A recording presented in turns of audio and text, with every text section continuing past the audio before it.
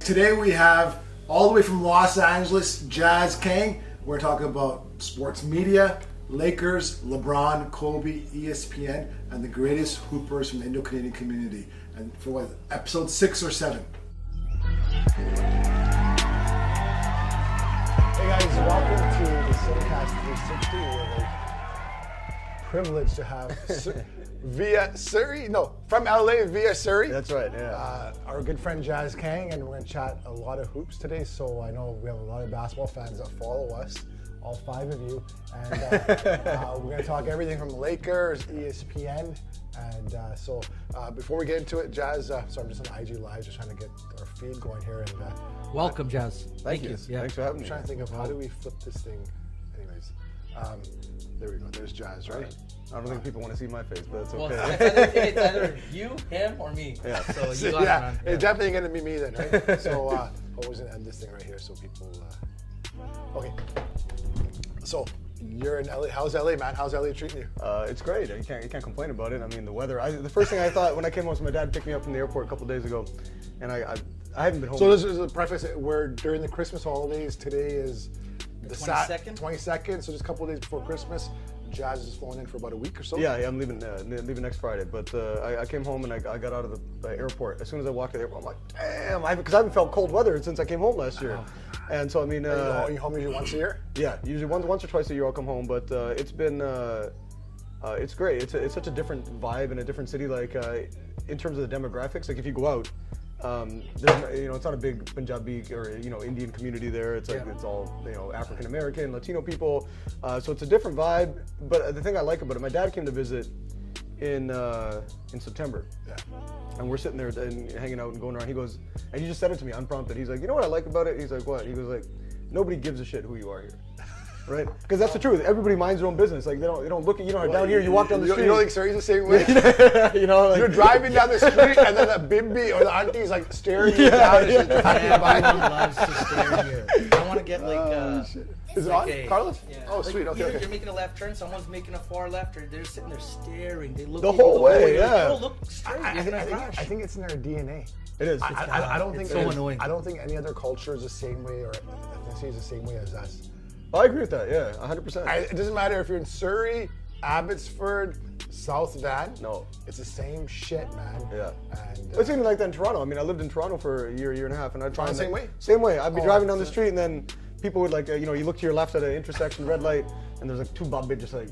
And it's like, I don't know you, you know what I mean? They always try and do I know this person? Do I know that person? And I find that in LA, it's like, it's just different in that sense. Like nobody cares who you are. Nobody looks at you twice. Where in LA are you staying right now? I stay downtown, so I'm about, my place is about a 10-minute walk from Staples Center. Wow, downtown's developed, man. It has, hugely. I remember like even a decade ago when we were there right outside Staples in the convention center there for work. And there was so much construction going on. Yeah. And now you look at it, it's just like become its own little epicenter here. It has. They worked on. I mean, everybody I've talked to has said, "Wow, the changes in it." Because when they ask you like, "Where do you live?" and stuff, because LA, it's so different in that sense that if you end up, if you live in Manhattan Beach, you hang out in Manhattan Beach.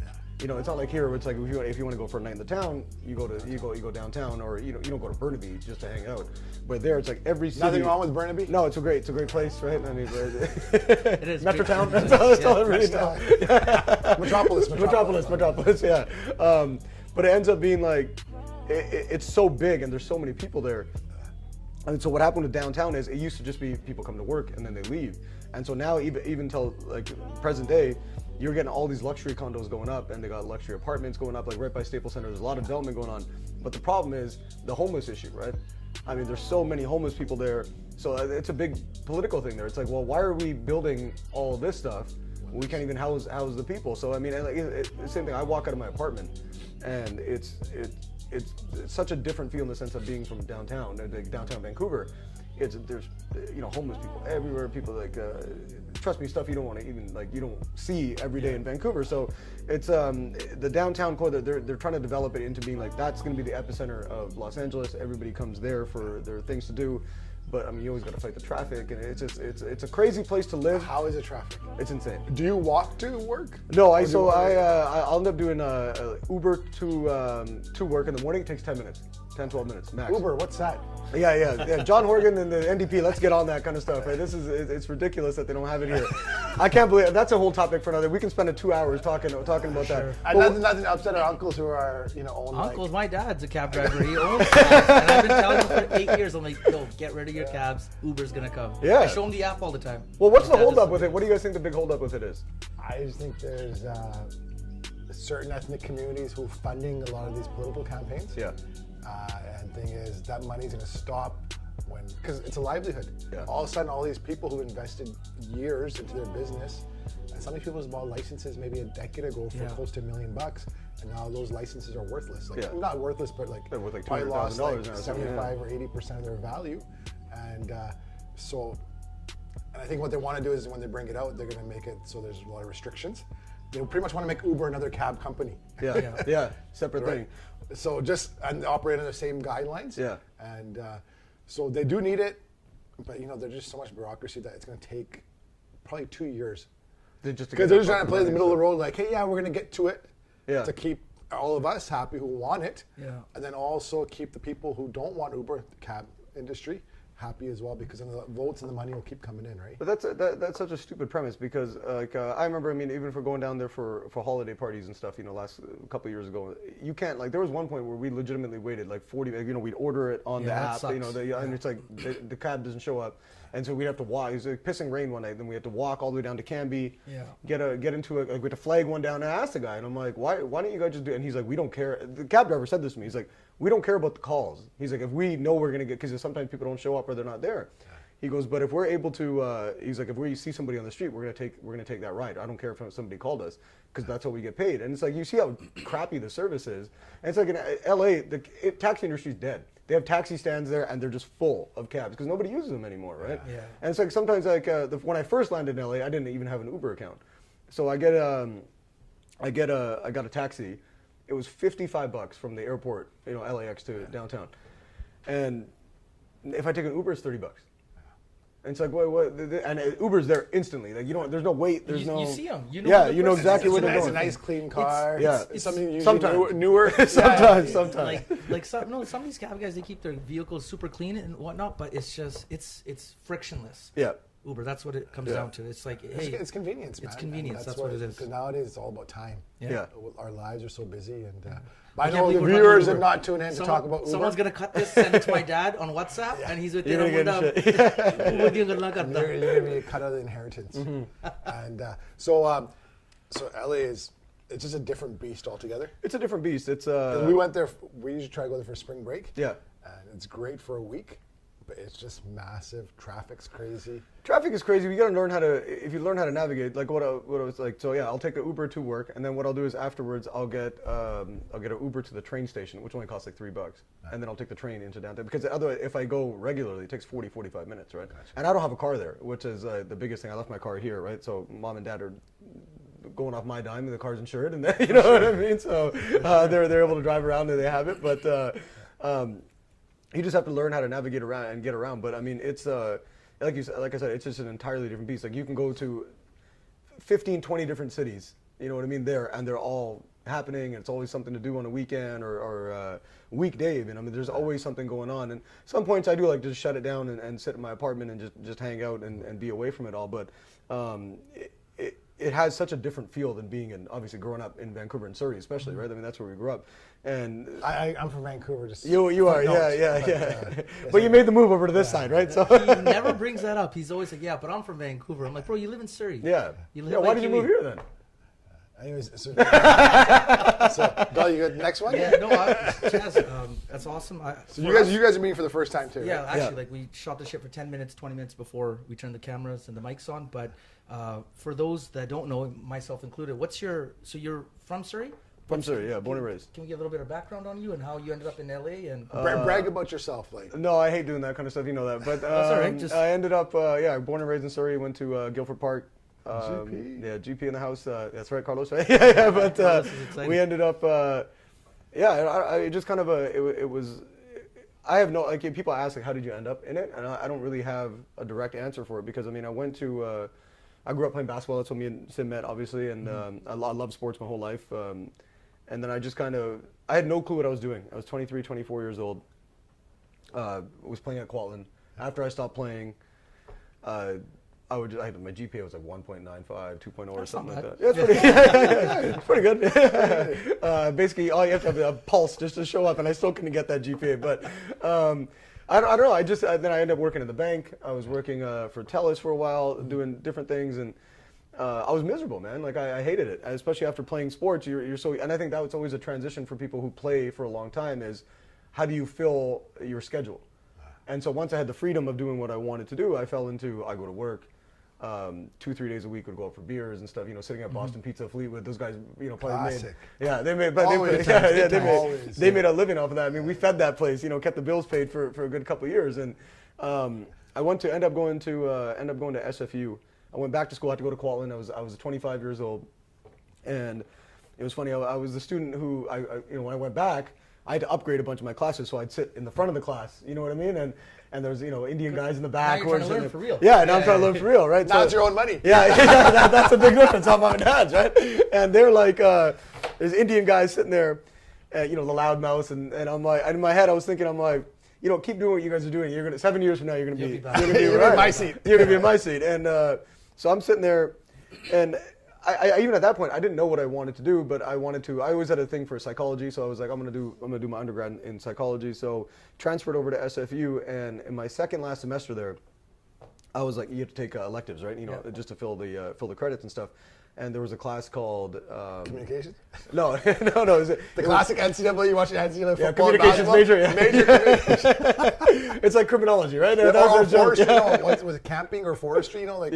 Horticulture. Yeah. But they would end up. I was there, and it just I took a class. It was called Pirate Radio, and so they have the SFU. They have a campus station, and I'm like, oh, this sounds kind of cool. So I took it, and I did well in the class. And then I remember my final semester. My professor from that class, her name was Dr. Catherine Murray. I'll never forget her. She came up to me. I was just studying in one of the main foyers, studying for a final. And she's like, hey. And I'm like, hey, how you doing? And she goes, why don't you give the digital media thing a try? You were really good at it. And I'm like, what do you mean? And she's like, try getting into media. And I'm like, okay. And that just kind of woke something up in me. And it was in the sense that, like, I find that being from here, and this is not a knock on our culture or our parents or stuff, especially at that age, it was, if you're not going to be a doctor or a lawyer or finance, don't bother going to school, just get a job.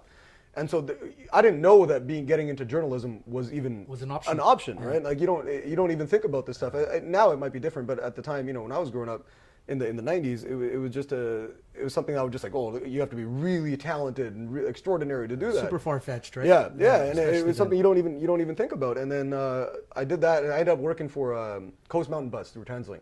I undergrad in psychology, and I'm at Coast Mountain Bus. That's and a good job, man. It was a great job. Yeah, I was getting paid well. Benefits! Yeah, benefits are great. Man. 7 to 3 every day in Pitt Meadows, you know Unreal. what I mean? And I decided, I'm like, screw this, man. Like, what do I really want to do? And I'm like, we talk. You could spend, especially nowadays. I mean, we could spend 4 hours each while reading sports. Yeah. Right. You can. So I just want to circle back to. So, how challenging was it though? Like, how was the family support while you're going through all this? Because when did you make it? Because you were in SFU, you said. Yeah, you went to SFU. I went to SFU. I graduated in 2011. No, this is because I think a lot of people go through this. We end up giving up on what we want to do to appease our parents. Yeah, of course. Or hey, there's an age we're supposed to get married. Yeah, what are you gonna tell the in-laws? Yeah, oh, munda ki karda, right? Yeah. Hari parda. What, he's 30 years old. Or that was like for me, it's great because I get to see like, hey man, like you persevered through all this. Yeah. Right. And but a lot of people stop at halftime. Yeah. Like, they're just like, I can't do anymore because I'm expected to be certain hit certain thresholds at a certain age. But you just kept persevering. So how was parental support all throughout? My parents are amazing, man. I mean, like everybody will say that, obviously. But I mean, for me, I feel lucky that I have my mom and dad because they weren't. They're traditional, very traditional in their values and how they handle things. But at the same time, they've been supportive. I mean, I went through it. I would say about 24, 25, where my friends were getting engaged and getting married and started. I mean, I went through it personally. I was like, what's wrong with me? Why, I should try and do this. And now I look back at it, I'm glad I didn't, right? Yeah. And they still to this day. I mean, even every time I talk to my parents every single day. I make a point. I'll call home every single day. Even if I get 2-3 minutes. We live 5 minutes from our parents, we won't call them every day. Yeah, I mean, yeah. It's funny how that works. It's like when they It's funny call, how like, that oh works. shit, what am I in trouble for now? Yeah, What do I gotta do? What do they need? They've been. I mean, but they also they're supportive, very supportive. Yeah. But they'll also bring it up too. Like you're getting late. You have to settle down and look to get married. But I mean, when I went through all that within myself, I think at 24, 25, I was like, okay, I should. Why can't I? Why am I not getting married? And maybe about a year after, I started seeing the quality of some of the people I know's relationship, and I'm like, yeah, you know what? I'm good. I'm happy. I'm happy with where I'm at. And They're like, thank God you're taking your time. yeah, Because we don't want to drop $100,000 in a reception right now and then have to do it again 5 years. yeah, that's a lot of money, anything, man. Right? It's quality. It is. Well, You don't and wanna you rush guys, into and things. you know, we've all seen that growing up here, especially being Indian. For me, I came to a point, sorry, that I was like, I gotta do what makes me happy. It's my existence, and I went through that. I was when I was 25. I was back at Quallen. I was telling you guys that first semester. Somebody I was close to when I was young passed away. Ended up getting a car accident, passed away, and I mean, we weren't close at the time, but it gives you perspective on life, right? Sure. Like, what do I want to do with myself, and who am I doing it for? And just because you're not making your parents totally happy and fulfilling their wishes, you could still have a great relationship with them, but you have to do what's best for you at the same time. And I think a lot of us in our culture, you do get caught up in the rat race of so and so's getting married, so and so got a new house, so and so bought a new car. Babies, They're bought a having new babies, house, and they're it doing just this, turns yeah. into like you're what's the cliche is always keeping up with the Joneses, right? Yeah. And that's what we can make a joke of that. I'll refrain. I'll refrain on that one, but you end up, you get caught up in that, and then when you get caught up in that, I find that you lose yourself, right? And I don't ever want. I found as I got older, especially now I'm 35, and my parents still bother me, like, why you getting me, settle down, get married, and I'm like, it's more fun now at this age and whatever because you know yourself. Yeah. And I think the problem with a lot of our culture and our community, even when you see the crime stuff, and I keep up with it while I'm there, I read about it online and stuff, and I'm like, a lot of these guys, they come from affluent homes and they're okay, but they don't have a sense of identity. They don't have a sense of what they want to do, so they find that they're not scholars or they're not being smart or getting 4.0 GPAs, so they think they're worthless in that regard, so they want to build themselves up in another way. And I think that's where you kind of lose yourself in that sense. And then it was like a constant battle with them for a little while, never in a negative way. It was they're challenging me to do things, and they're right. I do want to do those things eventually and get married and settle down, have a family. But right now I'm like, I want to put myself in the best position in order to do that. Do you, right? Yeah, that's the best way to do I it. think we shortchange ourselves. Especially in our career, so worried about what everyone else thinks. We gotta focus on ourselves. Yeah. Because if you're happy with yourself, then you can be the best spouse, the best son, the best sibling, the best friend. Yeah. Because you're in a happy place. Right now, people wake up, man, it's just foggy because like, oh shit, I gotta just make everybody happy. Or we're so scared to do what other people want. Like, come back to journalism. I want to do that. I was our sports department head in high school. Yeah. Right, and then, but BCIT had a great program at that time, and I was, we're all sports junkies, so it was just a natural transition. My parents like, nope. Barla, yeah. But you are, and that's the thing. You are studying still. It's not like, for me, I mean, I packed up and went to Toronto. What are people gonna say? That's what it's all about, man. That's what. That's stupid, though. I mean, that's the thing I hate. And it was Judge, you can't blame our parents. No, you can't. They're first gen, man. They're They're first gen. different. Yeah. I think we're all gonna be so much different with our kids. I think most people already are. Yeah, you gotta and beat you, like encourage them for everything, right? Yeah. Like before it was. We did something stupid as kids, we get slapped right away. Yeah. Our kids do something stupid, and we applaud them. Yeah. So It's okay. Yeah. Complete You can make 180, mistakes, right? Yeah. And so SFU, Dr. Murray. Dr. Murray, yeah, Catherine Murray. Yeah, I emailed her saying thank you to it maybe about 2 years ago. I said, you probably don't remember me, but you just kind of it changed my entire way of doing things. And I ended up, I'll get back to it. And then I ended up, I was working at Coast Mountain Bus, and I was like, yo, I'm gonna do this. Like that was it. And I mean, I was 28, 29. I was making good money and whatever, but I'm like, at the same time, do I like doing this? I'm getting up at 5:15 every day, going to Pitt Meadows, going there at 7 to 3, and then it's like you have fun on the weekend, and then you go back to your miserable existence every day. And I'm like, for me, I just didn't want to do that, and so I went to go do a post-grad in Toronto. I went to Humber College, in media. I chose that over BCIT because BCIT was 2 years, right? The media program. Yep. And so there it was 9 months. You're basically there like a full-time job, 9 to 5 every day. While I was there, it was kind of funny. I just struggled to get. You had to do an internship, right, as a part of completing the program. So I mean, I'm applying with Sportsnet. What is it down there? I forget the station that it is. Yeah, the Fan 590. That's what it is. And TSN radio couldn't. Just wasn't able to get anything. And I remember I ended up. I called ESPN, LA, the radio station. I said, hey. I want to get an internship. They're like, let me transfer you through to the guy who coordinates everything. He's the executive producer, Dave Singer. He's with the NFL Network now. So I called him. He goes, our deadline was yesterday, but send me your stuff, and I'll take a look at it. So I sent him over my reel, my resume, and he calls and goes, I like your stuff. Can you do a video interview? And I said, I'll do one better. I'll make the trip. You know what I mean? Wow. I said, I'll come in person and I'll do it. So you flew from Toronto to LA? Came home. I ended up. At that time, I went Toronto to LA. Went back to Toronto. I literally went for one night. I flew to LA, stayed there one night. How were the nerves when you were going there? Super nervous. I walked out of there thinking, I'm like, oh my God, this guy hates me, and I'm not, you know what I mean? I'm not gonna get this internship. I'm like, I self-doubt is crazy. I still am like that, right? But I mean, I was just like, oh, I suck. Why did I even bother going? I'm shitty. I should have kept my job. You know what I mean? Medals. I was happy there. Going to Tim Hortons, getting a sandwich and a coffee at lunch. And I ended up. He called me. I mean, we got the email. To the other interns, he sent an email just saying congratulations, you got it.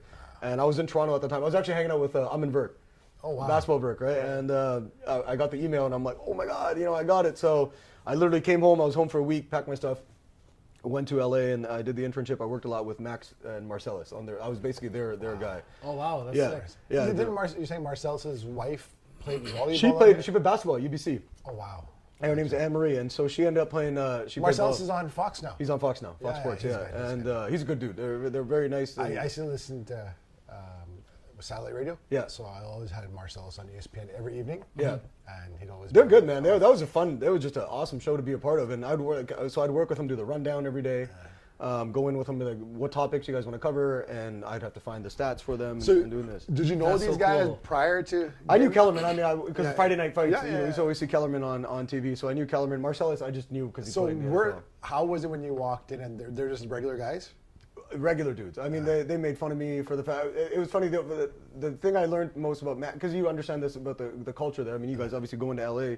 There's not much of a Punjabi community in LA, right? You have to go to like Sherman Oaks or even further north, like Bakersfield, Fresno, that kind of thing. So I walked in and they were like, Max, when I got introduced, Max is like, what's your name short for? He's the only one who knew, like, and I'm like, it's Jazz Deep. And then he started joking around. He's like, Jazzy, that's a good name. It's like Mob Deep. You know what I mean? And so he kept, but he knew the Indian thing. He's like, you must be Indian. And he knew. And so, I mean, but they were, when you walk into that, at first, at that time, you're like, oh my God, right? Like, I'm standing with these guys. But they were just. Well, even you tell me a story, I'm getting excited like I'm there. Yeah, I mean, that's how, and I walked into the studio and they were sitting there. So, I mean, and we shot the shit and I got to spend a lot of time with them. And I mean, like I said, I was telling you before we started recording here, like, I keep in contact with Max. I'll probably email him once or twice a year. I'll send him stuff, and he'll still get back to me. Within a day. Awesome. It was always like, hey, this is what you need to work on, or this is what you're good at. So just developing a relationship with those guys, it was surreal at the moment because you're like, wow, I watch these guys on TV, and then the longer I've done it, it's kind of been like they're just people, right? Also, I don't like, and I'll say this publicly, like I find Rick Fox, I just didn't like.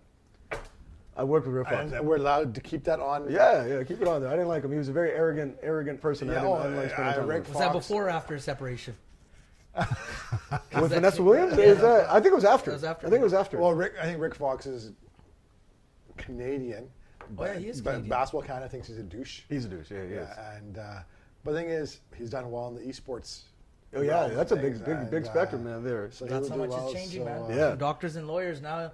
Mikhail, Sim's kid, playing video games. This guy's like pumping him up. He should be. Yeah, you can make a living off that, man. I mean, like, if I would have known that, I was damn good at like NHL 12, 13, 14, man. Right? I mean, if I would have known, all the Indian parents, now they're hearing that esports is like big business. Like, you should have stuck playing video games. yeah. It's always You're the 1%, right? I wanted to that, but your hand said no. Yeah. Right? Damn. So Rick Fox, that's crazy. Yeah. Yeah. 'Cause even with Basketball Canada, he was a douche because he thought he was so. Because he was the main guy when Nash started taking over the program on the court. Yeah. And I don't think he was too comfortable with that. And then he even played like in a qualification tournament for like I think the Bahamas or Yeah, he Barbados. did. Yeah, that's right. Yeah. I think that's where he was born. Yeah. Before moving to Toronto, and the international rules are if you played nationally senior level for one country, you can't have to play for stay, another yeah. country. Yeah. Right. Yeah. And but anyways, that's That's good. crazy. We agree on something, and I was like, I don't want you saying that's going to get you in trouble. Oh, I don't care. For potential Dude, job. I'll say But that. I'm pretty sure a lot of other people feel the same way about him. Yeah. The other people I was working with there weren't. He just like just not a night. Like some of the people I've met in the media industry, they have an arrogance about them too, right? And for me, and I found that here. I mean, I was covering the Canucks. I was in the locker room and stuff, talking to these guys. But I found even some of the guys in Vancouver, and those guys I won't name specifically, but they Can't they? No. No one's watching. Dude, our wives don't watch this shit. What the hell do you guys do? No, I mean, a lot of these guys carry themselves like they're In the media? In the media, yeah. And it's like, for me, I always looked at like Rick Dollywall, right? Works for Sportsnet. People think he's like a rude, arrogant. He's amazing. He's so I nice love to him. me. He's such a desi guy at heart. He'll He is. speak his mind. Yeah. Sometimes he gets in trouble. Yeah. But I think he's starting to develop like a cult following by the hardcores. Like they love him. They love him, yeah. And he makes a few mistakes here and there, but people like forgive that because like, hey, that's him being him. It is, and he is unapologetically him. But I mean, for me, like he was, And he's very self-deprecating. Yeah. Like the gaffes he makes, he'll let them run them on radio all the time. Yeah. Because he loves it when people make fun of him. That's yeah, he does. He does. He He's enjoys like one it. of us. That He is such a Yeah. good. He was such a good guy. Like he went out of his way to help me, especially. At News 1130, is that when? Yeah, like before. So when I So ended was there up- in LA? Hold on, circle back. Yeah. LA, working with Max and Marcellus. Yeah. What was the next phase there? I came home and. How long was your internship? 4 months, 4.5 months. Yeah, so I was there from September to December of 2012, and December I came to September to December. Okay, Yeah, time. so I the came. NFL, NBA. That's a good time. Yeah, it was perfect. Yeah, I mean, it yeah. was great. Like I said, and I put in. And for me, it was different there because I wasn't from there, so I put in so much time. You know what I mean? Like I would stay at the station and just do whatever they asked me to do. They'd be like, "Can you come in at nighttime and edit the Lakers game stuff?" And I'd be like, "No problem." You know what I mean? So. I wanted to learn. You know what I mean. That's what I'm here for. I think we had to do 160 hours was the internship requirement. I think I did 340. Oh wow. I mean, I was just there every day. Put in you know work. what I mean? Yeah, I mean, I'm just like, whatever you guys need, 6-7 days a week. And I ended up coming home, and I told myself, I go, I'm gonna get a radio job. Same thing. I went back. I started working for the Department of Fishery and Oceans. Like, in the meantime, just as a job. You know what I mean? So I was working full time and still applying. I started working with Van City Buzz, and those guys were like Carm and Manny. They just provided me with an opportunity. I reached out to them. I said, hey, I'll write for you guys, once a week, just to keep active in journalism, which you have to do, right? Especially if you don't have a full time job. So I was doing that on the side and. I remember, about 3-4 months after, it's such a hard industry to get into. Like, you just have to get your foot in the door. I think it's good that you're very proactive with it. Yeah. You weren't sitting there, hey man, I just came and did an I just came internship back at from ESPN. ESPN. On the I'm shit I'm or in something. shit. Yeah, I'm in yeah. Vancouver, Surrey, small market compared to where I was. Yeah. No, you're like, hey, I'll go freaking. And Van City was probably, this is what year? It was small. It was 2012? Yeah, 2012. It just started. I think man. they started the blog during the Olympics. Yeah. So they're still small. Today is a different story. massive now, yeah. But back then, so you were proactive. You reached out. You put your ego to the side. Yeah. I'll do anything. Yeah, and that's the best. I found that is what I've been. I don't want to say lucky to be able to do, but I mean, I just have that mindset that like, all right, you have to just keep trying and keep working at it. And I was frustrated, man. I was like, screw this. Like, I'm going to give myself 1 year because you just getting your foot in the door is the hardest part.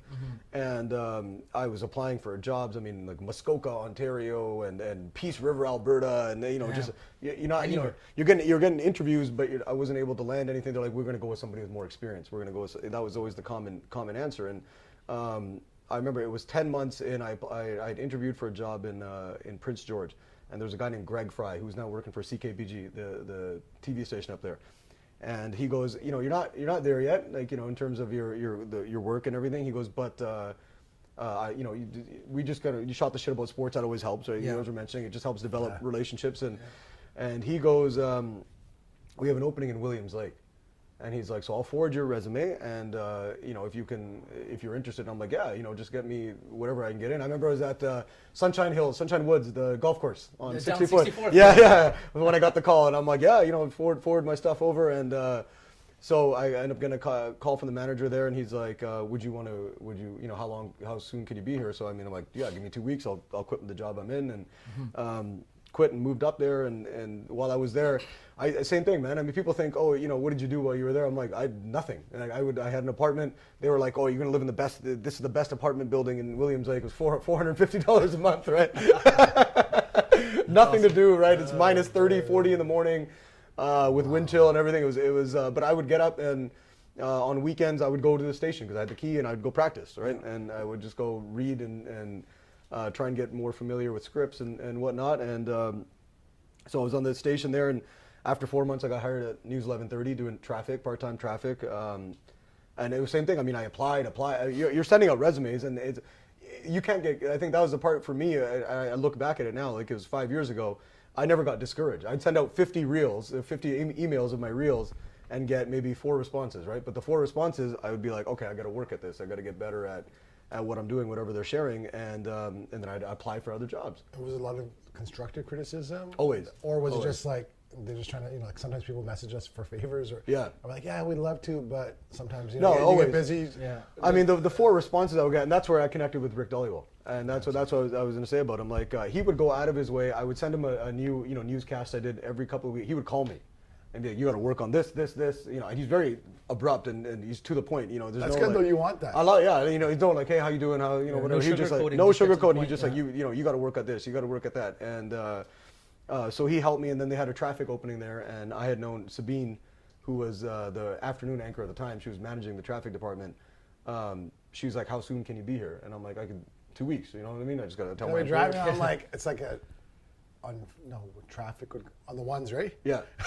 Every 10 minutes on the ones. Yeah. Every 10 minutes on the ones. This is jazz. Yeah, and so I got, and again, it was like, especially in the media industry, and you'll find most of the people you talk to, like I was watching Max and Stephen A. on First Take, and Max was talking about it. He's like, I forget what they were, forget the topic, but Max is like, in this industry, you have to get breaks, and you have to get lucky too. I mean, you have to be talented, but you also need to be in the right place at the right time, and things have to work out. And so what happened to me in News 1130, I originally got hired just doing Saturday, Sunday traffic, and maybe a month after I got there, the evening guy ended up taking a leave. And so they were like, you want to work, 5 days a week? And I'm like, yes. Yeah. You know what I mean? So, and then when I was there, it was the same thing. I would always offer to do more, and then I moved into news. And then after news, I ended up leaving for a bit. I produced the Kashid show at Pulse FM in Surrey. Yeah, already on the 152. Yeah, 152 there. And I moved over there for a few months. Didn't work out in terms of just creative differences and whatever. And so I went back. Then the sports job opened up at News 1130. And Anne, who was running the department at the time, I emailed her, and she's like, yeah, if you want the job, tell me within 48 hours. So I told her, I said, yeah, I'll take it. And I went over there. I was covering the Canucks. I remember the first time I went into the locker room, I saw like Henrik Sedin come in. And Henrik Sedin's the only guy legitimately I've interviewed that I was like, oh my God, that's Henrik Sedin. Yeah, you know what I mean? I'm like, oh my God. And not even Daniel? Not Daniel. Not Daniel. That was the weird part. Henrik. I was just like, oh my God, there's Henrik Sedin. And, just being in there. So, and I always look at it like, I'm like, wow, 2 years ago, I never saw myself doing this. And then 2 years, and now it's like, now I'm living in Los Angeles, and I'm like, wow, 2 years ago, I never thought this would have happened. And so, but it's been a constant, like, I'm just always trying and doing different things, right? That's awesome, man. And that's crazy. So how'd you end up back in LA then?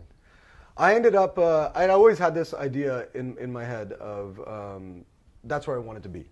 Or not in terms of LA, but just the U.S. I mean, the sports media market is just massive compared to Canada, right? I mean, here it's like either you go to Toronto, or you can't. It's tough to get a job in Vancouver. Like Sportsnet, closed down the bureau in terms of Vancouver. Everything's centralized. Now it's like frustrating. Like I remember when the Canucks were on the run, we had our own Sportsnet department here. Have our own show. Yeah. Now it's like Canucks are playing, and it'll be like you watch 10 o'clock evening highlights, and it won't be till like 12, 13 after the hour they get to the Canucks. Yeah. And the Canucks game was just on. Yeah. So and then all of a sudden, because you have to go through all the Toronto stuff first. Mm-hmm. Yeah, and that's crappy to me. You know what I mean? I mean, I missed Sports Page growing up in the 80s and 90s. Like that was 11 o'clock every night. That was the greatest show of all time. It was. Right? It was. And so many personalities from there have gone here, They've been Back massive. East, I mean, yeah. States, from Sports Page. Yeah, it was Paul Parsons show. Yeah. Yeah, I mean, they got like Blake Price, McCormick, Don guys. Taylor, even Dan Murphy worked with them, and so they've A lot of done. these guys. They've done. That was like the hub, man, and that's what. I think that's a problem with sports media market, especially here in Canada. It's very Toronto. You don't get the opportunity, yeah. And they're like the guys who are in Vancouver now. They're going to stay till they die or retire, right? They don't. They're It's in. almost They like- finally got in. Yeah. It's almost like They're working going. in a big company. You're not going to get promoted until someone dies Yeah, that's how it is. or retires. Yeah. Right? So we're wishing death upon people kind of secretly. No, I'm just kidding. But you're kind of like, We're you know. joking, we're joking. Yeah, we're joking. No, of course not. But it's a different beast in itself. So when I was at News 1130, and it became like I told you guys. I mean, there was points I'd work 15, 16 days in a row. And they'd be like, we need help on news, we need help on traffic, we need help, and I'd be like, yeah, cool, I'll do it. You pretty much just did whatever. I did whatever they asked me to do, but I mean, I'm still learning, I'm still getting better. I'm not where I want to be in terms of the quality of work I'm doing, but I also felt like it was, I wasn't moving anywhere. I could have done that for 15 years, and I wouldn't have progressed in the company, and I always had this in my mind that if I'm doing the media stuff, I want to end up in the U.S. and that was always the goal. So I thought about doing my master's for a few years, and I finally just signed up to do the GRE. So I had to write the GRE. So I'd go study in the day and then go to work at night. So what is a GRE? Yeah, I was just about to ask what Sounds like a real estate exam. Yeah. It's one of those basically standardized tests you got to do to get into grad school. Gotcha. You have to do that there. So And then you did that through. I just did it on my own. You just sign up and do it. How about USC? No, in order to apply to USC, you have to do the test. For any grad school in the U.S. Okay, so you have did to the do it. test? Yeah. And then I applied to USC and Northwestern in Chicago. Wow. And I was going to apply to NYU, but they didn't have a big sports media thing. So those are the two schools I applied to. I said, if I get in, we'll think about it, but I had to do the test. So I did that. I spent about 3 months studying for the test.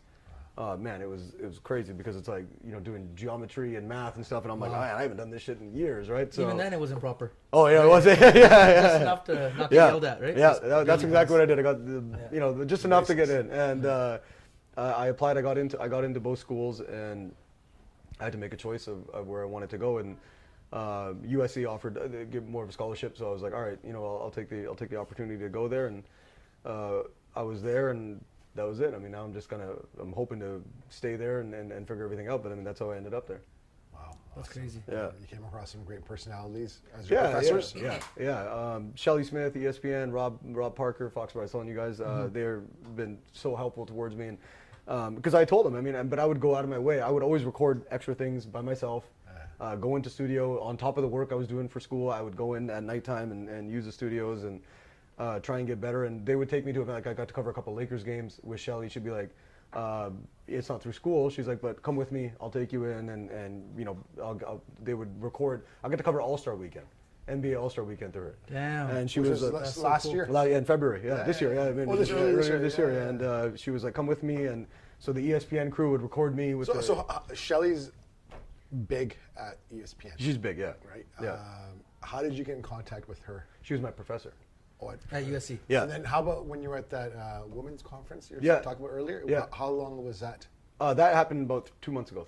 Oh, that's recent. Yeah, recent. Gotcha. Yeah. And she said, again, she'll just text me or email me and say, hey, there's an event. You want to come? And I'd be like, yeah, you know what I mean? Of course. And so it was up in Newport Beach. So I went over there, took the train, Amtrak, and she's like, just go network and meet people. And so she's always encouraging. I mean, she's been so supportive and so helpful with me along the way. And she told me, she's like, you have what it takes to make it, but you have to, it's just the practice and getting better. So at I'm what just you're envisioning doing. Jazz, because right now when I do paperwork or working in the office, Yeah. I always have Fox Sports on, Yeah. or ESPN on. Yeah. I can totally see Jazz on one of those major channels. For sure. Yeah.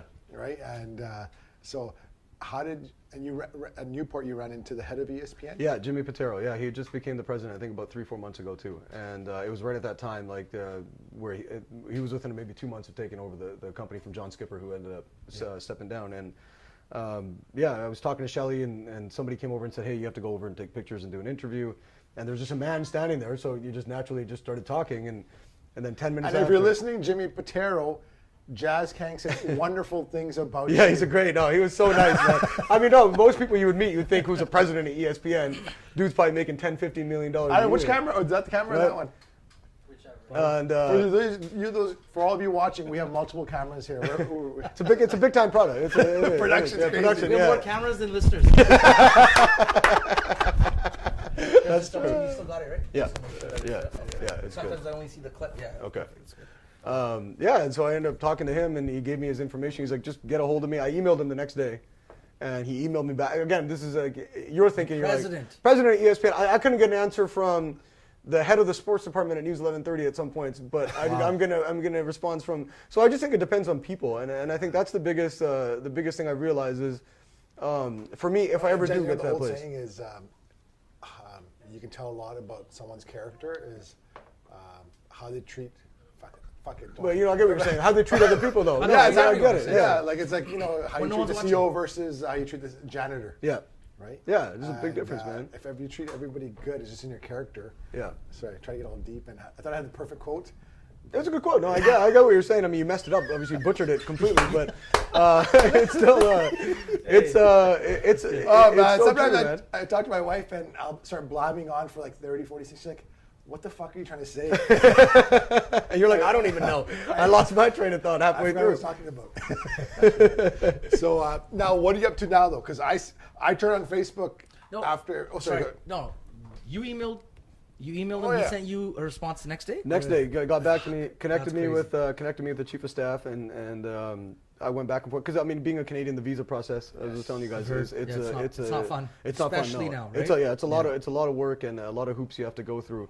So they explained to me and they said, you know what, keep working at it. And I have to get better at a few things, which again, it just comes with time and practice, and it's like reps, right? That's what everybody calls it. You gotta get the reps in. You gotta get the reps in. So. He hooked me up, and they're like, send us some more stuff by the early in the new year, and then we'll keep trying to. So I mean, that's what I want to do eventually. Yeah. I don't know if I'm ever going to be good enough to get there, but that's kind of the plan. So I mean, Jimmy Patera was just for the fact that he got back to me. I was like, wow, that's so cool of him. You know what I mean? Like, what a nice guy to actually follow through with what he said. He wasn't just BSing. You know what I mean? And this is no one else knows. It's not like he publicly promised. No, just a one-on-one conversation, and that was it. Yeah. But you're talking about even if it doesn't work out, there's so many platforms out there. Yeah. To get the message across, and it's going to keep evolving. Yeah. Like I know ESPN and Fox are these two big monsters there, but even like with Amazon coming or podcasts, Apple. Yeah. I remember Jas doing podcasts. I think on the Daily Hive. I mean, on Vancity Yeah, Buzz. I did a few times. On some Canucks stuff back in the day, and I was like, "Whoa, man! I know this guy, and he's doing a podcast." Like, because we back now you realize you don't need any talent to do a podcast. You guys are doing it yourself anyway. How about the funny thing is, Jerry, this is probably our 7th episode. Yeah. We haven't even. It's my responsibility. I haven't even uploaded it onto the audio platforms yet. No. So I'll be doing that soon. So right now we're just a vidcast. Okay. So we'll be on it soon.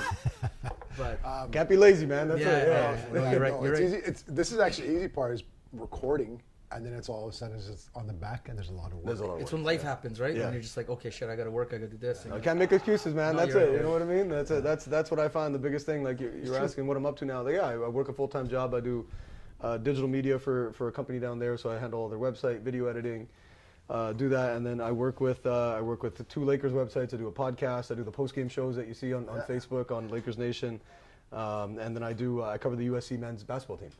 Nice. So I mean, so now when you cover them, do you cover them on behalf of? Yeah, it's called. There's a website called Galen Central. So I do. So who's the kid? Porter? No, who's the kid at USC this year? Yeah, Porter, Kevin Porter Jr. Yeah, he is. He's top supposed to be pick, maybe? top 5, top 10 pick. He was injured. The couple of games that I covered, he was injured. He didn't play. Their team is not very good in terms of. I don't like the coaching staff. I don't think they're not that I don't like them personally or anything. I just don't think they're the right fit for the team, but they're struggling. They're struggling a little bit. By you saying that won't get you in trouble. No. Jas just realized like 2 minutes ago that no one listens to No one listens. No. He's like, If it does make it way to LA, I mean, I will say it to Rick Fox's face if he ever finds out. I don't like Isn't the coach the guy from Florida Atlantic? Yeah, Andy Enfield. Yeah, I remember that. They made that run where they the 1 year where they were like dunking the ball. What was it called? Something like that was like the. I think they made the Final Four or they made the Elite 8 or something. Yeah, I think they went Sweet 16 or Elite 8. I think it was, and they were. Wow. Yeah. And the school is not even like a real university. It's just like a beach. Yeah, that's all it is. That's what. You know what? How cool is that? It's crazy. Like I mean, I went to USC, obviously, last year or so, I was 33 at the time, or 2 years ago, you know, when I got in and stuff, but their university experience is so different. USC? Than it just in the US US in general? general. Yeah. Man, it's crazy. Like, they take so much pride in their schools, Yeah. and they take so much pride in, like, that's where I went to college. Like, you go to a USC football game That's crazy. on a weekend, it's people our age and older that are there tailgating and hanging out. It's not a student thing. And for us, they're like, you know, then people now, they're like, oh, what happened with USC in the football game? I'm like, dude, we don't care. And they're like, well, how is it like in Canada? I'm like, I went to SFU. It's not like I'm like, yeah, go. Like, you know, we Go don't. Clan. Yeah, yeah, you know what I mean? We just go to school. Jazz, I think our university experience is so different. It's nothing going on. Like Yeah. for me, like I went to high school here. Our high school community is so strong. Everyone knows each other, like generations. So for us, it's on the weekends. Even if we don't get to go, we're following. Like I'm following Howard Samara's thing. And my wife's like, "Why do you care so much about your high school?" I was like, "Hey, man, it's like a family. Like we want to know who's playing, and when people do well, we promote them. Yeah. Whereas here, it's like at university level, it just dies down. But Like the biggest basketball tournament I think in Canada every year is the BC high school final. Yeah. It's not the university level. It's not the final eight for the No. CIS. No. It's Why? I wonder why do you guys think that is though? Like, what is missing from? Is it just the I think it's level and the interest? It's just not there. yeah, it's such a huge hockey culture here. Yeah. So juniors, it's big, but for high school level sports is great in BC. I can't speak of back east because it's different, but people get to UBC, SFU, they're busy with stuff. Yeah. And it's not like there's big stars, and the media's not really following them. So when you go to USC, like when you're growing up, like Reggie Bush, Pete Carroll, Yeah. all these guys, Matt Leinart, you're just like, whoa, like if you're on campus, you're like, oh my God, you're so proud of that school because you're excited. Yeah, But yeah. Here you go to UBC, like we follow UBC basketball because Mt.Rushmore there this year. Yeah. Or Mindy was there from our own community or Yeah. somebody we grew up with. We're excited. Like my friend's son plays there. Jack's playing there this year. And, so it's just like, I follow UBC, but that's just because we're junkies. Yeah, we do, Or we yeah. know of somebody, but no one It's else. a different culture, man. It is. Everything. It is. People aren't. There's not too many. Like in the States, people. You know, it's a different culture. People leave Midwest to go head west. Yeah. Or they can go to the Big Apple, or they can go to Florida. They plan that stuff. They get there. It's a party. Yeah. Whereas here, it's like, okay, cool. You check in, you do your work, you go home. If you're living on campus, most people don't live on campus. Yeah, you're from here. from here, Yeah. right? Oh, You're yeah, from you're the like, area. oh, go back to Surrey. Yeah. Well, you're still tied down to what you already have, right? Like not in a bad way. Like, it's No, just you're right. You're right. culture- I it's think just- that has always been to me. I think like even living in Toronto and having lots of relatives out there too. Just the way I grew up. I mean, I found that even my family and stuff like nobody. It wasn't a big thing to go to college. It wasn't like in Toronto. If you don't go to university for the Indian I'm talking community. It's like, wow, why did you go to college? Whereas here, it's like, if you don't go to college, it wasn't, I mean, I don't know what it's like now, obviously, but at the time, in the early 2000s, late 90s, it was like, yeah, you just go get a job and just do whatever you want to do. Yeah. But that's the biggest thing I found is like, by going to school and actually, like, if I ever have kids and have a family, I'm going to encourage my kids and be like, go, like, leave, 17, 18, go apply to school, go do what you want to Make do. the connections. Yeah. That's what it's about. And life experiences, man. Yeah. Man. But I think in university in the States, they're held as almost like pro teams, which kind of they are. They are, yeah. Well, they're such But money it's like, makers, man. Yeah, like it's the, crazy. Big the biggest business. football program is not the Rams or Chargers or the Bruins. It's the Trojans. Yeah. And, and that might change in 10, 15 years. Who knows? Because with the new stadium coming with the Rams and all that. And so let's talk about LA. Sports. Yeah. Like freaking, if you're a sports fan, it's like heaven. It's great. It was always big, and then it just got bigger. Yeah. Well, Right? now with the With- Rams coming back, Yeah. Chargers moving there. But the LeBron going there. The screwed up part is if you're not good and you don't have that, people don't care. Like the LA Kings now, they cares. have a cult following, right? That's what it is in LA. They're It's like, hardcore followers. Hardcore followers, and they have like it's like that when I did the podcast with Bill Dwyer, right? The LA Times. He used to be the sports editor. He worked there for about 35 years. We were talking off air and stuff, or once we wrapped up the pod, and I told him I'm a hockey guy. I love the Canucks, man. Yeah. I mean that's my team, right? And he goes, the Kings. He goes, it's like they have 50,000 fans total in Los Angeles, and all of them want to go to games. And he's like, but that's just their fault. And you go in that environment, Staples. Yeah.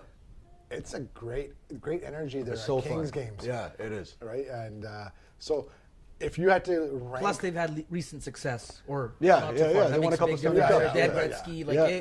that get the new fans yeah. going. But even before Gretzky got there, man, like you look at the freaking like Marcel Dion and Yeah. Charlie Simmer and Dave Taylor, these guys from like 82 run, 80 Yeah, before my time. Yeah, this is the only reason Yeah. the Canucks made the finals that year because LA beat the Oilers. Yeah. But they had a hardcore following, and then when Gretzky got there, it just turned up. It turned up, yeah. It was a huge. The thing with LA is like even without LeBron, like I've been to a couple of Lakers games this year with LeBron. People there legitimately are just there. You know, you hear it's Oh, like just for the show. they're just there for the show. The Yeah. Canucks games for the last couple of years, like during their Cup run. Yeah. It was like right now, Canucks crowds are pretty decent. Yeah. Because you're trying to re-engage your fans, so it's like a lot of hardcore fans are going. Plus, it's fun hockey right now. Yeah, and they play Yeah. well. It's They fun to got- see the young they got kids, yeah. freaking It's Pedersen awesome, and yeah. Besser and all these guys. In a couple of years, if they keep progressing, it's that corporate crowd's going to come back, right? Yeah.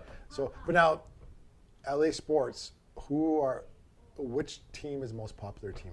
Lakers always. It's Lakers, Dodgers are. So even without LeBron last year, they're still Lakers still are number one? Yeah, Lakers and Dodgers are.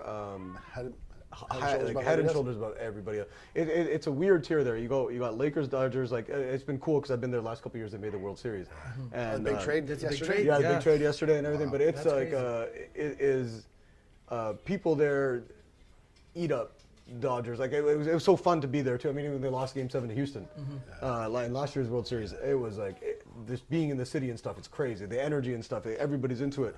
But it's like you have Lakers, Dodgers, and then you have a huge drop off. Then it goes USC football. And the Rams have way more of a fall. Like nobody cares about the Chargers there. I know. It's It's a like weird road games for the Chargers. It is, yeah. And it's like, why are like, and they're good. They're sick this year, right? They're awesome. They're really good. But I don't understand why like people just don't. They just haven't taken to them. And it's the same thing with the Rams. If the Rams weren't good, nobody would care.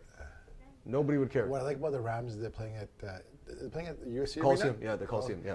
That makes it cool, right? Yeah. I on TV, it's just a different vibe because it's an old building, and the crowd just seems more like a college crowd. It is, yeah. Like that Monday nighter they played against KC. That was awesome. That was a crazy. The what crowd a game too. was unreal. You Yeah. felt like you're watching the Rose Bowl. Yeah, well, it's 90. I mean, I went to the USC Texas game in the 2017 season. Oh, I thought you were talking about the Vince Young one. No, I mean, I wish I would have went to that. But 93,000 people there. Wow. I mean, you can get 93,000 people here for Game 7 of the Stanley Cup Final. I don't think to go to the game, right? And so being in that, the Coliseum it's an old dump. Like if you go walk around the main concourse, it's terrible, right? The food options are terrible, bathrooms are nasty, but when you're inside there, it's an awesome feeling, and the energy is crazy. It's iconic, Yeah, it is. right? It is. So USC's football's 3. Yeah. And then there's a big drop off. It's just a big drop off, and then it's just a cult following. You know what I mean? I mean, I'd say that because the Rams are so good this year and they've been a part of it, they're a huge thing. But other than that, it's like the Rams, Chargers, The Clippers make the top 10. Maybe not. But maybe behind the Ontario Reign, the Kings ECA or W or AHL team, they're like Clippers. How about Angels and Ducks? Same thing. It's like if you go, Orange County is it's a bit of a trek, right? So I mean, So do you find that people even in Anaheim are the Angels fans or Dodger fans? Angels. They'll Well, stick Angels with- have been there for a long time. Long time, yeah. The Ducks are split more there. recent. Yeah. But mind you, the Ducks have had some success, and because right there's Disney, Yeah. there's a baseball stadium, Honda Center. It's all right there. It's Yeah, all and right it's, there. it's kind of like. yeah, like you said, it's their own. It's, But if you get to, I mean, there's a lot of Dodgers fans in Orange County too. But if you just get right outside of Orange County, it's all Dodgers again. It's so because LA, like we were talking about, it's so big. yeah, You can go from there to like Whittier and go east. Everybody's a Dodgers fan. But it's like that one pocket will be Angels fans. It's a weird setup in because there's such a big Latino, Mexican population there. Yes. They love the Dodgers too. It's all Dodgers. And for them, baseball's so. become a lot more Latin sport over the last decade. Yeah. Right? Yeah. And how's it covering the Lakers right now? It's fun, man. It's fun because After every game, every other game I'll go on Facebook and I'll watch your show. yeah. I'm always on there, and it's good. I mean, people. Because LeBron's there, they're a lightning rod, and they're the kind of the epicenter of the NBA right now, right? You know what I mean? With almost the all Warriors and sports. yeah, the Lakers are always a show. When they're good, when the Lakers are good, the NBA is so much better. Yeah. Right? Let's be honest. Whether you like them or hate them. Sports right now, you go on ESPN Fox, I find it's like 50% NFL, 50% LeBron. Yeah, that's what it is. That's the what- morning shows and stuff is always. It's like That's a routine. all, and we're LeBron fans here, 2 out of 3 of us. Yeah. We're We're not going to say which two, but yeah. It drives me crazy. Like report Anthony Davis and LeBron had dinner after the game last night. Yeah. But that was headlines this That was, morning. that was a headline. No, it is, and it's like that when he signed there. People are like, we don't, we have a Canucks, people love the Canucks here and whatever. Like, people don't understand what sports fans are like, man. I mean, living down there and seeing what the energy and the atmosphere is and how passionate people are about the sport. Like, I'm telling you, man, people, I was, before we started, people on there say the worst things to me. You know what I mean? And because if that's crazy. Oh, I mean, what's the worst thing? So you comment something about a specific player. Yeah, I said Brandon Ingram. He's not a fit. He's not a fit with LeBron, and I've harped that point, and I'll always back it up because the numbers show he's not. And it's an eye test too, right? You see him on there. He's just not a good fit. I mean, people will Facebook message me on there just like, "You're a effing idiot." Somebody threatened to kill me. They're like, "We're gonna, if I see you, I'm gonna shoot you." I'm like, "You guys are crazy, man. It's just a sport. I'm just trying to share my opinion, but it's not that serious." But I mean, that's how the people are down there, and you realize it more and more. I guess it's just because of the plethora of people you have there that you end up looking at it like, wow, it is so big here, and that's what you just have. You have diehard Canucks fans, but multiply that by 10. Yeah. You know what I mean? Because that's what it's like. It's just a sports market. It's like 10 beers from Surrey. Yeah. That's right. Yeah. They're crazy, man. That's crazy. How has it changed since in the last year, though? So last year, the Lakers, and I guess a lot of rumors, hey, LeBron might be coming. Yeah. What's the difference you find with the Lakers this year versus last year? The vibe is it's back to being Showtime again. Are the expectations it's championship or bust this year? Or do the fans understand, hey, Golden State's going to win it, but with LeBron, we can maybe make the conference finals? Would LA sports crowd be content with that this year? Again, especially looking at that roster? It's like a split, right? Like you can have 50% of rational people are going to say, if they make it to the conference final, wow, what a boon. They did it in year one. They're going to add a big piece now because they got the cap space going into 2019. And, they're building for the future. But the other 50% are going to be like, no, that's BS. You know what I mean? Like, Kobe LeBron sucks. Yeah. Kobe would have won. Yeah, Kobe would have won. Yeah. Just ridiculous, right? Like, how are the Kobe stands there, man? Because I don't know. I've never known of any athlete who has a larger cult following. Yeah. Like the diehards. Well, let me ask you, okay, what are your thoughts on Kobe Bryant as a player?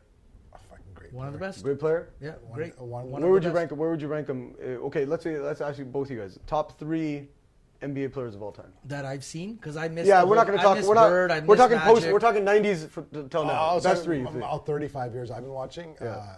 It's MJ, LeBron, and Magic. Okay. For me. What about you? I'll go Jordan, LeBron, and then it's like you could put Kobe there, you put Shaq there, you put Duncan there. Yeah. Like KD. But what I find with a lot of Kobe fans is if you don't put him number 1, they think you're hating on him. Yeah. Like for me in my lifetime, and I'm going to exclude Wilt. Yeah, those guys. Yeah. You just weren't around to see it. I only saw Kareem's second half. Those guys are top. Kobe's a top 10 player of all time. Anyone who says otherwise is stupid. Yeah, he's a hater. But anyone who puts him number Which is what 1 you do or to people 2 is do stupid best. too. Right? And the thing is, if you don't put him number 1, people think, or right behind Jordan, people think you're a hater. I'm like, no, man, he's one of the greatest of all time. He is. But I just don't put him in that same top category as a couple other guys who I just think, like. Well, if you were to take Kobe or LeBron, who's better? Well, for me personally, it's just based on LeBron on what I've seen. Yeah. And for me, it's about you put him on any team, they're going to be a contender overnight. He becomes the system. He can take that could be good. He can take us 3 and make the conference finals. That's not pushing. You'll make the playoffs. He's not going to miss the playoffs. Like, we give someone a pass for missing the playoffs in their prime, like Kobe did. Yeah. But then we hate on LeBron because he made 8 finals in a row. And he didn't. Yeah, he's only won. And he only won 3. Yeah. With J.R. Smith, freaking Deladova, Shumpert, and freaking Mozgov in a starting lineup. Yeah. Sorry, Tristan got some big. He got paid by the Lakers right now. Yeah, he did. Yeah, he got that big contract. So people like, I think it's because it's fucking 24/7 now. Yeah. We see every mistake because all the Kobe highlights, he's a great player, and we all agree he is. But when they put videos of him, they always put a video of him hitting tough shots. Yeah. Yeah, but that's like 1% of his freaking portfolio. Yeah. They don't show the 60% of shots he missed, right? Yeah. And but the thing is, fucking he's the second best shooting guard of all time, behind Jordan. In the last post Jordan, you think the top 3 players are LeBron, Duncan, and Kobe. whichever order you want to put him in. Duncan gets missed out, man. Duncan He does. He doesn't get enough credit, man. And Yeah. it's thing is- different because he doesn't get the ball often. And with Duncan's consistency, man, like how many times for 15 plus years you go 20-10 and freaking have your team in playoffs every year, all NBA every year, and He's missed I'm playing in San Antonio. Imagine if he played for the Lakers and Kobe played for the Spurs. Yeah.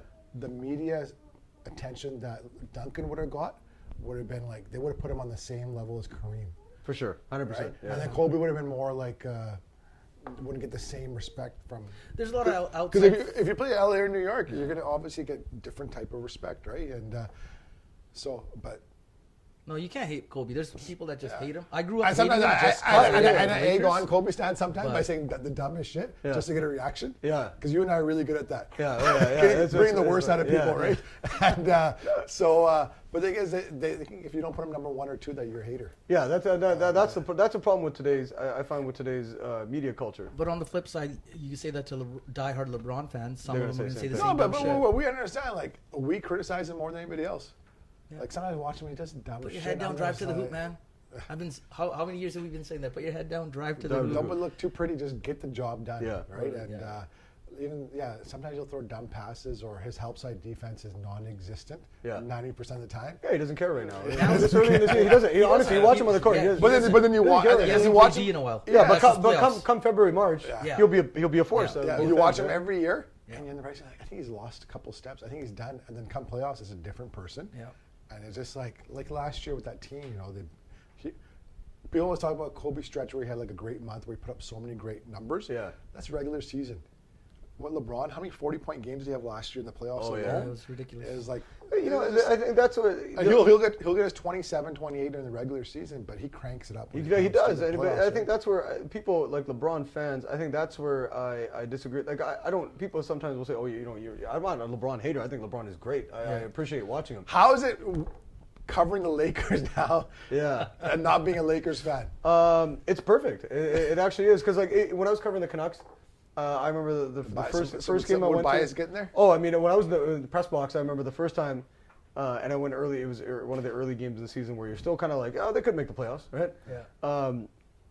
They scored a goal, and I literally I made he's like, yeah, but I was like, you can't do that kind of stuff, right? Like, so it's good in the sense that like I'm just trying to look at them objectively, right? I'm not looking at them. I'm just trying to call what I see. If they play well, you have to compliment them. But I didn't like the Lakers growing up. I love the Sacramento Kings, the Chris Webber, Mike Bibby, Vlade Divac teams. Stojakovic, Deja, Bobby Jackson. They were fun, but they were Scott like Pollard, they were ahead of the time Deja. though, man. I mean, I if liked they, them too, man. they were I so liked fun them to too, watch. but Yeah. I don't want to get that into officiating conspiracy was- theories. So but again, it's that- the They got YouTube screwed. stuff. They got You screwed, get man. back to like, They hey, got all screwed. right away, probably the worst officiating that we've ever seen. Oh yeah, 100%. That gave Shaq and Kobe an extra title. Yeah. Right? But people are like, oh man, they won 5 and 4 titles. Well, if you think about blatant officiating errors that happen, Yeah. They got robbed. The Yeah. Kings got robbed. Yeah, That's it's that one not series you could say. superstar calls. That was some fucked up yeah, shit. that's No. like, hey, Yeah. man, the league That Kobe conspired. elbow with Mike Bibby, like it's like they call a foul on Bibby on the Bibby, inbound yeah. or something. It's like, what are you talking about? You Like, got your head in the way. well, Yeah, Tim the elbow. Donaghy did say that, right? He was Yeah. like, it was. We But were also, instructed to have the automatically game you 7, take, right? you Yeah. take one title off of both Shaq and Kobe's legacy because you have to put an asterisk on that one. Yeah, Right? for sure. But it is what it is, man. These guys are all great. The crazy thing is, out of the millions of people who play basketball, we're trying to nitpick 1 or 2 things out of these 5 or 6 great players that career to separate them. Like, I'm a huge Larry Bird fan. Like, my lifetime Rushmore is Magic, LeBron, Michael, and Larry Bird. Yeah. Because like, Bird's the first guy that made the opposing bench go crazy. You know, like now someone Oh, yeah, died. you've seen some of the highlights, You see yeah. the Atlanta Hawks highlights at the Omni back Yeah. in the 80s, and the whole bench, and then the next day Dominic came in and ripped all his teammates. Yeah. Like, how could you? Because Dominic was a competitor, but Larry, and the game where he dropped like 40 or 50 against Portland just using his left hand. Yeah. What the hell? Unheard of. This guy's crazy, man. Those guys were Larry Bird. I feel like because it's got he wasn't like you were saying he wasn't flashy though. Yeah. He was just sick, right? And so He's not dunking over you. Yeah, he's not. And you know, we were talking about Tim Duncan. Yeah. You mentioned Duncan, but it was Tim Duncan, not like the Duncan fan. But he it wasn't flashy, but he was great basketball player. And those highlights in today's age, where it's like you see Spencer Dinwiddie do a big thing. It's like, wow, he's amazing. It's like, no, like watch these guys play and learn about the game. But the game, I would say, there's so much skill in the game today. Yeah, it's pretty crazy, right? And sorry, that's me. Yeah. Sim, can you still hear me? Yeah. Okay. How are we for time? We're cutting it close. Okay. So now let's talk about the Lakers, because I know you talked with was it Bill Dwyer? Is that his name? Yeah, Bill Dwyer. He talked about he thinks the greatest Laker of all time is Kareem. Yeah. And I was listening to that. So for me, it's Magic, just on court. I think Bill was talking more about just Kareem, persona off the court, and Kareem's just amazing, right? Yeah. And but even if I look at, I still have Magic as the greatest Laker of all time. I have Kobe as the second greatest on-court Laker because his whole career was with the Lakers. Yeah. You know, he was on 5 championship teams, 2. People forget that he did ask for a trade, though. A lot of people seem to forget that. Like, he went on Stephen A. Smith's radio show and said, I want out. Yeah, I remember watching that. But I'm just talking about on court. Yeah. On nearly 20 years, you know, and he's like a cult hero there. He is. Right? Yeah. I'd say more so than even Magic. Yeah. Because over the last 20 years, like everyone just loves Kobe. You know? Yeah. I can't see why. I'm from the same place you guys come from. To me, he was I don't think he was a very good teammate. I don't. But he was again a great basketball player. Got the job done. Yeah, like not going to diminish what he did on the court. Everyone's process is different. Yeah. Right? Yeah. But he got it done, man, and you know, it just if you look at some of the stuff, some of the games are ridiculous. Yeah. Because I love watching him on the road because he had a little chip on his shoulder. Yeah. And when he'd go off for 40 or 50 in some of those games, you're like, wow. You're like, dude, what does he do? It's crazy because you knew we're not fans of his. and he still did it. Well, it's like his last game, right? What he scored, 60? Yeah. 60 or 50 50 shots? 50 Come shots, on, right? man. Yeah, like that's not a great achievement. Like, if I shot 50 shots in an NBA game, I score 30 points. Yeah. You know what I mean? Like, come on, give me a break. But one thing I want to ask you, since we're sitting here together, if you look at the Punjabi basketball time here, who's the best IPB player of all time? You beat us to it. We were going to We're get actually, to that. it's tough, man. That is such a tough question because we always talk about. The thing is, I'm not going to answer it because I'm friends with everybody. Yeah. No, but if you look at Rushmore, because sometimes whoever's played ball, I always ask him, who are the 4 guys that you would put on? Yeah. Like, it's so difficult. It is. Because I remember when I started playing, I was consistent. I was in high school, and our backcourt was Bira and Navi, and I was just passing dominate. Navi. And Bob Singh was on the team, and Jag Baldwin, these guys. But then covering guys, I don't remember a guy named Onkar here. Yeah. Right. Yeah. So he led Douglas to they finished second in Canada, and just trying to guard him. Like when you're in shape and young, you lock down everybody. This guy would fade away on his threes. You couldn't block it because he'd always lean back. Yeah. And I was just like, how is this possible? I've never seen him. So, but no one will ever talk about him because this is back early 90s, right? Mm-hmm. So there's so many guys who played late 70s, throughout the 80s, who were great. But I think Navi was the first one who just really separated himself from everybody else. Boring game, just scored. Yeah, he didn't do anything flashy. Nothing flashy, just scored. No. He led Canada in scoring. Yeah. How many people have led Canada in scoring in basketball, right? And today's kids, I think you also have to look at how you dominate against competition because the game has evolved. Players are better today. Yeah. More athletic, deeper range. Yeah. But the thing is, I think when you judge people and how great they were, how did they dominate the competition? And when you're a leading scorer in Canada, it doesn't matter if it's in the 60s or 70s or 80s, you must have been a great player. Yeah. So I put Navi in that Rushmore for sure. After that, in 97, 98, we had so many great players. Like in 98, you got guys like Surinder and Rick Brar and Jordan Mason, Hadesh, Gradid. But also, so 4 great players. Yeah. Some of you might know some of these guys. But you had Posh in 98.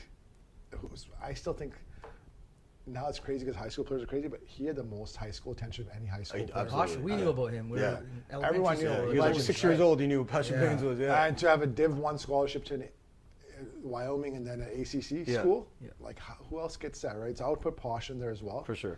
And then I would also put Shami in there. Oh, yeah, he was sick too, Pac-10 at the time, not Pac-12. What is he up to now? Do you guys ever keep in contact or so? Business, he's doing well. Okay. Just had back problems towards Achilles 1 week before the Punjabi tournament. Yeah. The only year that a U.S. team won our tournament was when Shami tore his Achilles, and then we played each other, I think, in the semis. You guys beat us with Posh and Mace. Yeah. And then you guys were just out of energy. We were done, by the time. And then they beat Bandits because Almond hurt his heel. Yeah. It worked out perfectly for them, Yeah, just kudos to them, man. But they were a good team, too. 32 years, only one time a local team hasn't won, right? Yeah. So I put Shami in there, and I also put Almond. Yeah. He's probably the most fun I had to play with. When DC that year, we won the championship, right? That was a fun tournament, man. That was we had such a good time. It was you, me, Jiv, and Ranch. Yeah. Our big three was Jaddy down low, Seedle in the wing, Yeah. and Amin at the point. Yeah. But the way he was playing control of the game, I haven't seen anyone do that. Yeah. So I would say Nav, Posh, Amin, and Sham, probably the four. Because I haven't seen anyone as good as Shami down low. No, he was unstoppable. He's fucking unreal. He was unreal, man. Unreal. Yeah. And Yeah.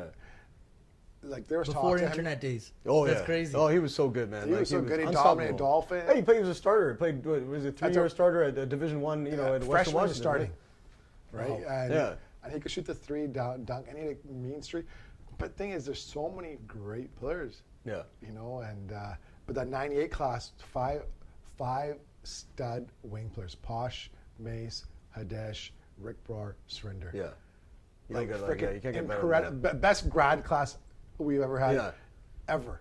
That's crazy. And then I think Sandy was a year after. So Yeah. fuck that. Sandy's great, man. Yeah, I always say that too. I'm like, Sandy is Sandy, so forgot about good. Sandy, right? And then even like how Kyle dominated CIS. Yeah. His 1 year, his best year at UFV. Yeah. Like he put like 35 and 10 up at nationals and like the Final Four or That's something. crazy, yeah. And, Damn. and I haven't seen anyone dominate a national tournament. Like he crushed our team, which had Sham and Bell. Yeah. Mind you, Sham was a year or two out of his prime. He destroyed us in the final. Kyle did. Yeah. Because Kyle, towards when he became really good, he's hitting threes. He drove and dunked left hand in our whole team. Oh, man. And this team consisted of all guys who had played college ball. Yeah. And now, like Manny and all these guys at UFV just crushing us. Like Joel came back from the States. Manroop was in the States. Why did you guys go? Just so you're saying that, why have a lot of guys come back? Like, why hasn't it worked out like No, that? you realize, hey, man, there's a chance to chase a dream. Yeah. But then at the same time, probably comes a point where you realize, hey, there's more to life than just basketball. Yeah. And so like if my kid was good at basketball, I'd be like, hey, go chase your dreams. Go, for all of us, even you. Like Yeah. you went to the States, like, hey, I'm going to give it another year. If it doesn't work out, then I'll figure something else out, right?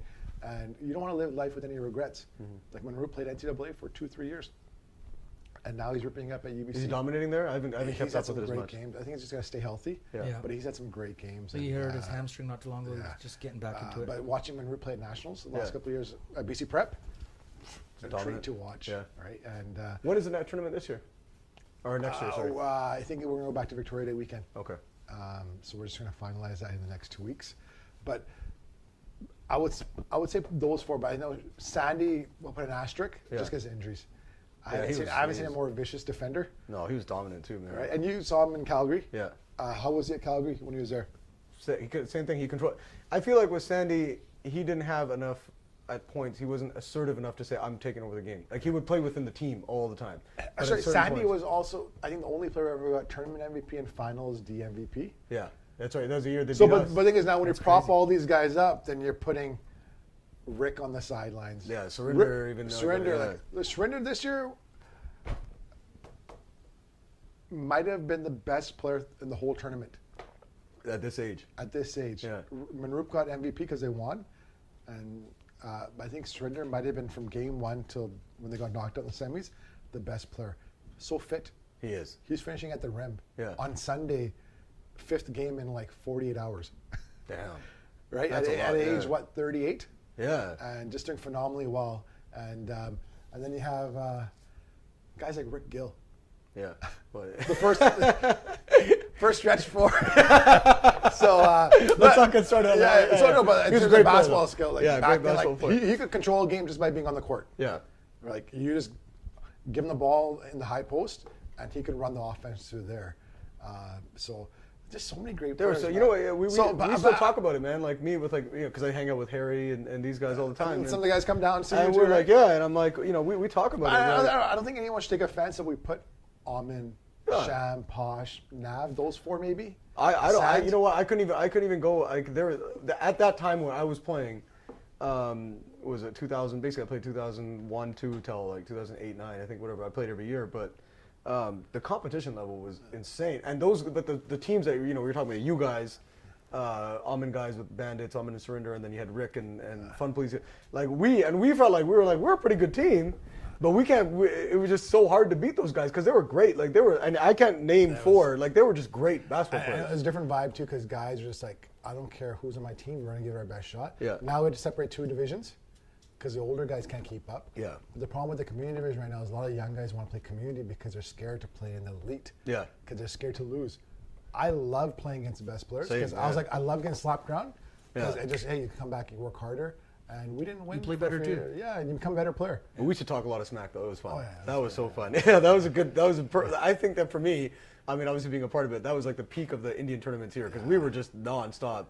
It was a battle. It's all the starting time. to pick up again in the last couple of years because we kind of pooled our resources with Surinder and Vrinder and all of us together. And I think we created a second division.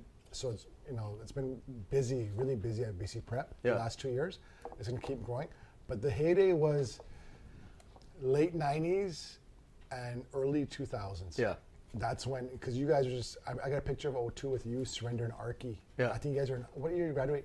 01. 01. So you're probably just like 18, 19 years old. Yeah. And Cedar was jacking threes. At He the was, time, you know what? He was one guy. We still make fun of him. We're like, dude, if you had half a brain and a little bit of work ethic, he would have been really good because he had this raw skill and he had the body. But I mean, he came back from England. He was 40 pounds overweight and that was it. Never recovered. He was just a pure basketball player. Yeah. Great defender. Yeah. No, I could shoot the he lights. took more charge. He's like Kyle Lowry, taking a charge every play, and his range at that time, like that year, it was Jaddy down low. Yeah. Cedar on the wing. Yeah. And Ahmed at the top. Yeah. 3-man, we killed teams with that. We just slow it down because we had 7 bodies. Yeah, And we had to. one was Ranj. Yeah.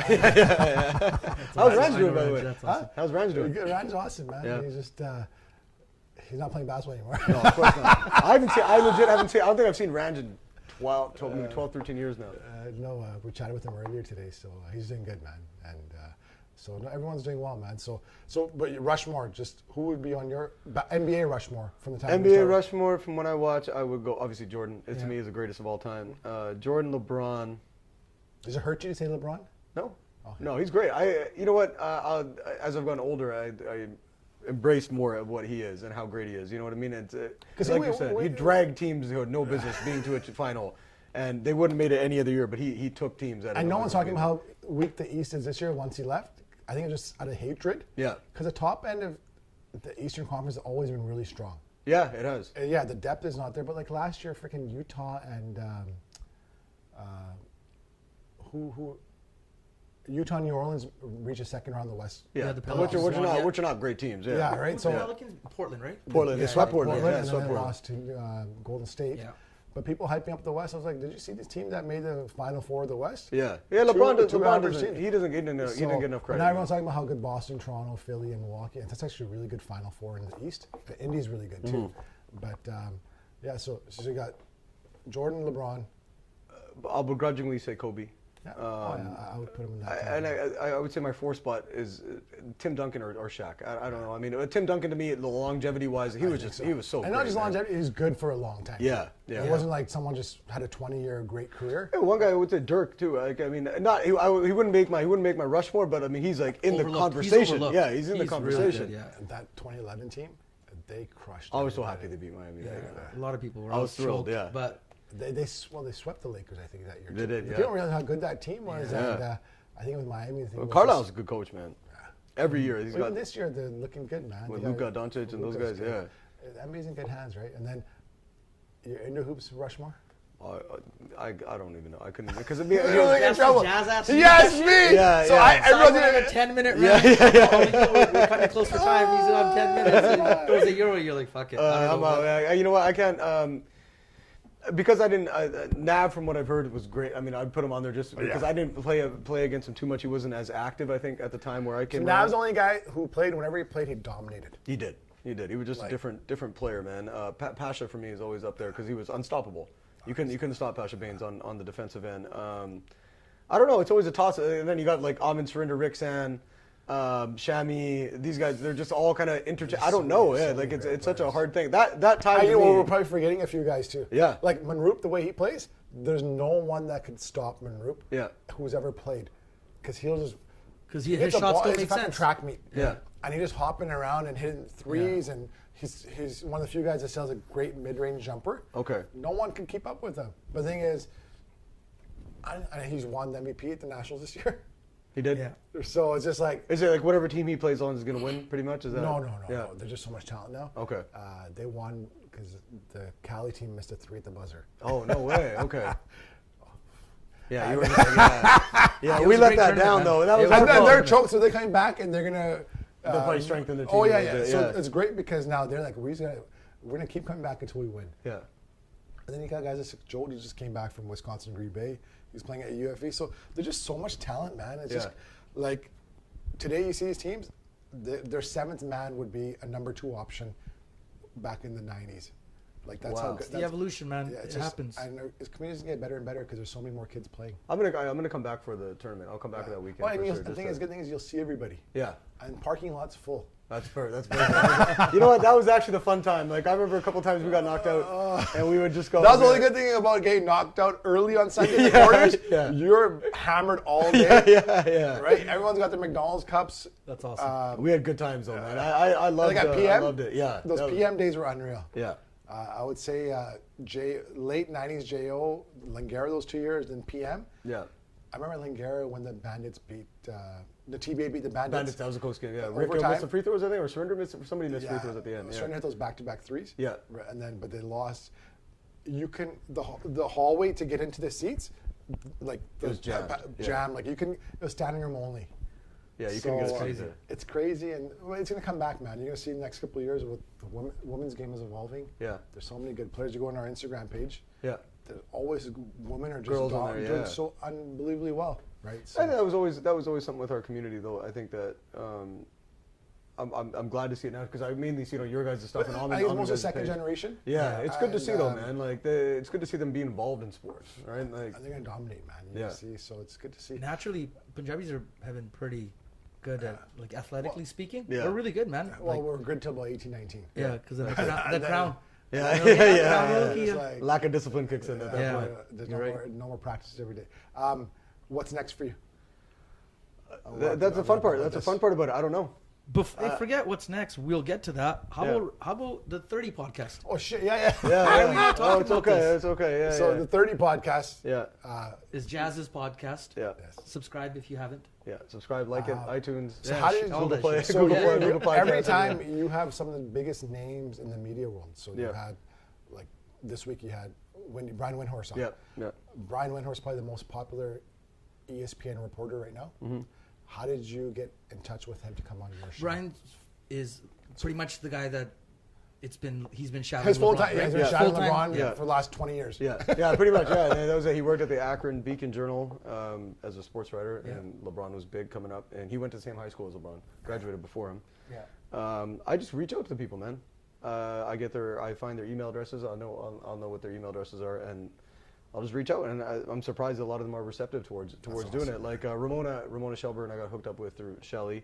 Like Kevin Arnovitz and stuff. He came to talk to one of my classes. I got his email address. I didn't talk to him for a year. Just emailed and said, hey, I met you last year. Can you hop on? He's like, yeah, no problem. So, and these guys just don't hop on like one-word answers. No, they're into Kevin Arnovitz. I was listening. He just kept rambling on, and I was like, whoa, man. Even the last one. I think Brian Windhorst was the most recent. Yeah, it was this week. Yeah, that was awesome. And then Bill Dwyer had Brian or Bill Dwyer? Bill Dwyer. Yeah, talked about the '80s Lakers and stuff. Yeah. So how's any big guests coming up that you've? I'm gonna get Vincent Goodwill. He's a Yahoo Sports reporter coming up. I got a couple of ideas I'm working on. So basically, I try and plan my show 2 weeks in advance always. So I'll try and make sure I have guests, and then like Jay Adonde. Not like us. We're like, yo, what are you doing tomorrow? tomorrow? Yeah. You're free tomorrow? Okay, let me call Sim and Carlos. Let me see if we can put it together. No, always 2 weeks in advance. So I'll make sure I have somebody lined up. I couldn't find the mics this morning. My wife found them. Thank God. Yeah, it's you know what? For me, it's not work. It's fun. Yeah, same. So that's why I Jay is a huge name too. Yeah. Jay Adonde. Yeah. So I mean, he's at Northwestern full time now, right?